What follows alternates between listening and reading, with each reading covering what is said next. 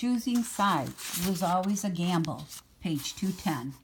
But sometimes you had no choice. This was one of those times. He's clean, I told William. Rance nodded toward the poker table. Let's get this over with. He gestured for me to sit on his right and William on his left, just as he did every week. He unzipped a dark green First National Bank bag and dumped the contents onto the table. Out tumbled neatly stacks of bills held with rubber bands. Instantly, William and I saw that there was less money on the table than in previous weeks. Without a word, Rance divided the stacks, then leaned back in his chair and crossed his arms. William was glowering. "Why don't you tell me what's bugging you?" Rance said. "You know what's bugging me," William replied. "You talking about how the shares work?" Rance said, as if we didn't know. "The same as always.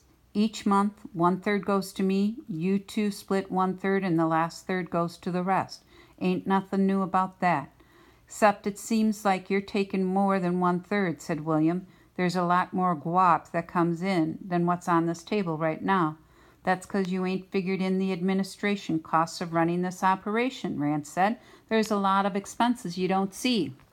William nodded at the cards and poker chips on the bar. I think I see one right now. Rance narrowed his eyes. I think you see wrong. I don't think so, William said. I think you've been losing a lot of our money playing cards, and my guess is the cost of that fancy crib of yours also comes out of our share, and I'm saying that from now on you got to divide the money up before you take out your so-called administrative costs. Rance glanced at me, then shook his head slowly.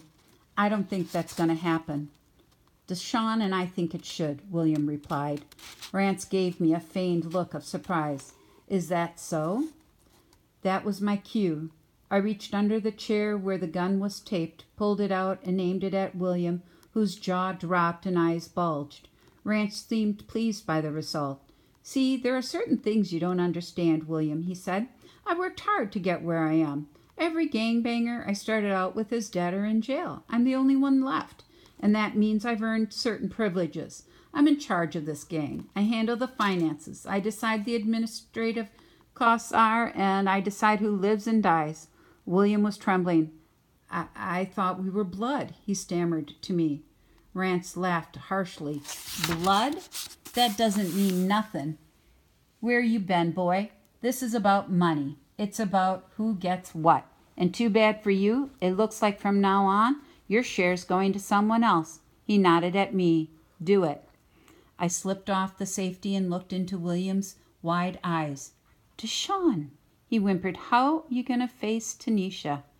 Don't be stupid, Rance chuckled haughtily. Deshawn's going to be second in command of the gangsta's disciples. He don't have to worry about facing no one. They're going to have to worry about facing him. He looked at me again. Now do it, boy. You want it. You gotta earn it. Keeping the gun aimed at William, I turned my head and stared at Rance. You want an equal share? Do it, he ordered. I swung my arm around and aimed the gun at him. You killed LaRue, father of my sister's babies. Here's how I get my equal share. Rance's eyes widened. He reached for his ankle. I pulled the trigger. Bang. Rance fell back and tumbled to the floor with a thud. I got up and stood behind the door as Big D burst in, gun drawn. By the time he saw Rance lying in a pool of blood, the barrel of my gun was pressed against the back of his skull. Big D raised his hands. William took the gun from him. Antoine and some of the hood rats raced in next with their guns drawn. I held my gun to Big D's head. Drop 'em. Guns clattered to the floor. Rance had an accident, I said calmly. William and I are leaders of this gang from now on. Everyone understand? Big D nodded slowly. The others followed his example. Whatever he was paying you will pay you more, I said. Big D, how's that sound to you? Good, the big man said. You sure? I asked. Big D nodded at Rance's body. Never liked that man. He was as mean and nasty as they come. I lowered my gun. What kind of ride you got, Big D? Well, I ain't actually rolling right now, he said. How'd you like a Range Rover, I asked. Serious? Big D gasped. I pointed at Rance's body. I think you'll find the keys and registration on him and take whatever cash is in his wallet and share it with these fellows. Yes, sir, Big D said. Thank you, sir.